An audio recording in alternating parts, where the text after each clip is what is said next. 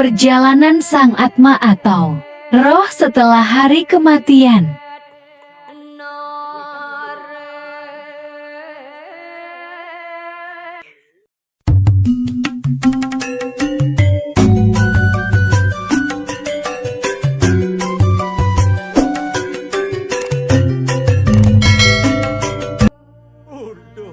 Tutur Atma Prasangsa, ungkap perjalanan Atman setelah meninggal.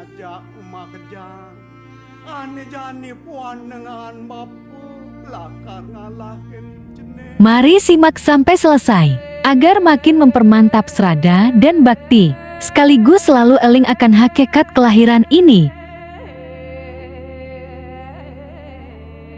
Surga dan neraka urusan manusia setelah meninggal nanti. Namun, tidak ada salahnya untuk mulai memahami seperti apa perjalanan Atman setelah meninggal. Apakah masuk surga atau neraka? Semuanya itu tergantung karma wasana selama hidup. Banyak pustaka berupa lontar yang mengulas tentang perjalanan Atman setelah meninggalkan badan kasar. Di antaranya lontar Atma Prasangsa, Geguritan Bima Swarga, Putru Astika Carita, Geguritan Ijapatwana, Putru Pasaji, dan lontar Swarga Rohana Parwa. Perlu disadari, saat sang Atman meninggalkan badan kasar, maka perjalanan Atman pertama akan bertemu dengan Tegal Penangsaran. Dalam lontar Atma Prasangsa disebutkan, sang Atman tidak lagi ada tempat untuk bernaung dan berteduh di tempat ini.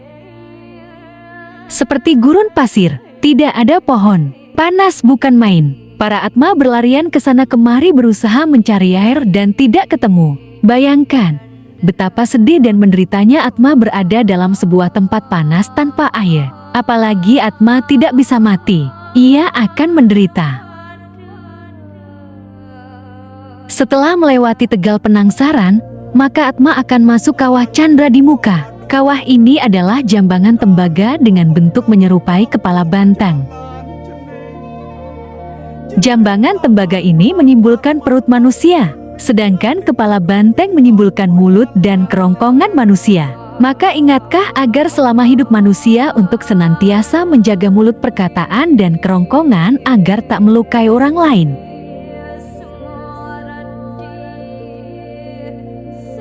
Kawah Candra di muka adalah simbol penghukuman manusia yang suka memaki, memfitnah, atau tindakan yang bersumber dari mulut.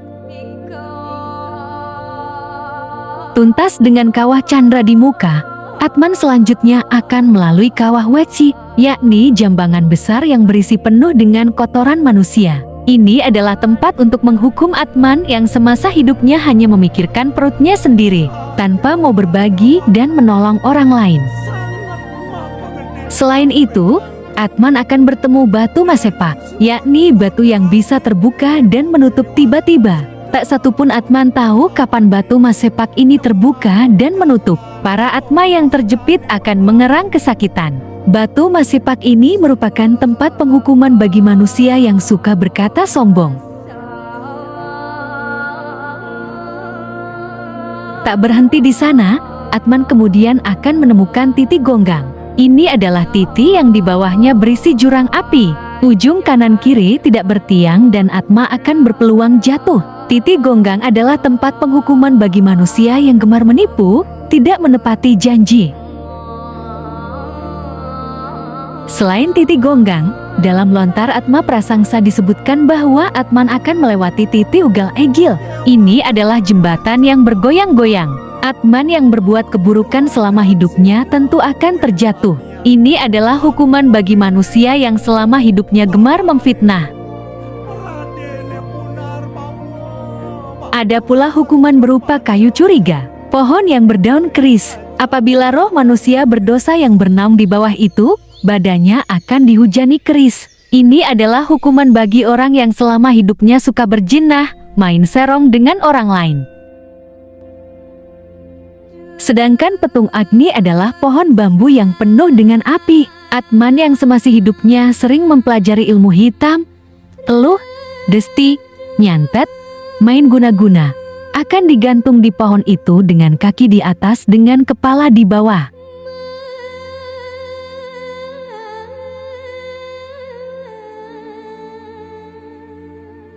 Pengaruh hukum ini pula lah yang menentukan corak serta nilai daripada watak manusia. Hal ini menimbulkan adanya bermacam-macam ragam watak manusia di dunia ini. Terlebih-lebih hukuman kepada atman roh yang selalu melakukan dosa semasa penjelmaannya, maka derajatnya akan semakin bertambah merosot. Indah dan tidaknya sebuah perjalanan juga disebutkan sesuai dengan karma wasana atau hasil dari perbuatan yang telah dilakukan semasa hidupnya agar selalu berjalan di jalan dharma, agar setelah kematian memperoleh keheningan tanpa derita. Sahabat cahaya dharma, inilah perjalanan atma atau roh setelah kematian. Jadi marilah kita mengenal tujuan kelahiran dan kemana kita setelah kehidupan ini, dan apa yang akan kita bawa setelah kematian. Intinya lakukan sefanam dalam karma baik.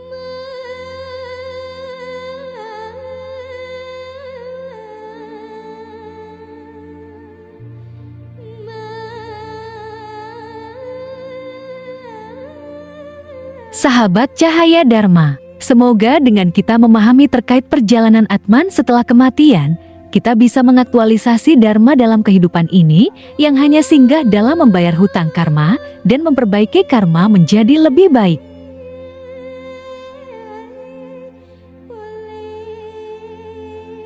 Sahabat cahaya dharma yang budiman, terima kasih atas atensi para sahabat dimanapun berada, semoga bermanfaat. Dan jangan lupa selalu mensupport channel Cahaya Dharma dengan like, komen, subscribe, dan share.